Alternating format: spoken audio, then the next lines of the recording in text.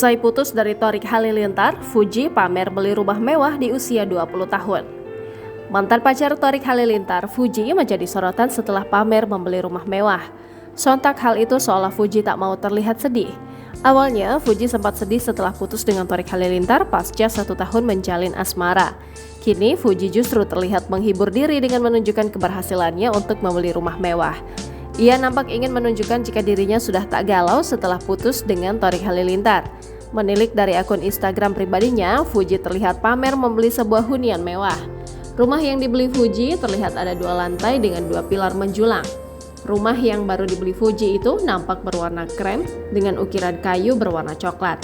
Kemudian, Fuji juga meninggalkan pesan di potret rumah mewahnya tersebut. Mantan kekasih Thorik Halilintar ini mengatakan pencapaiannya itu tak lepas dari dukungan keluarga. Di kesempatan yang sama, Fuji bercerita dia ingin mewujudkan keinginan kakaknya untuk memberikan tempat tinggal yang nyaman bagi Gala. Sebagai penutup, Fuji yang sudah menginjak umur 20 tahun ini berharap rumah tersebut bisa memberikan keberkahan untuknya. Unggahan Fuji pamer rumah baru ini pun langsung menuai reaksi positif dari netizen. Banyak yang memberikan ucapan selamat, termasuk mantan kekasihnya Thorik Halilintar.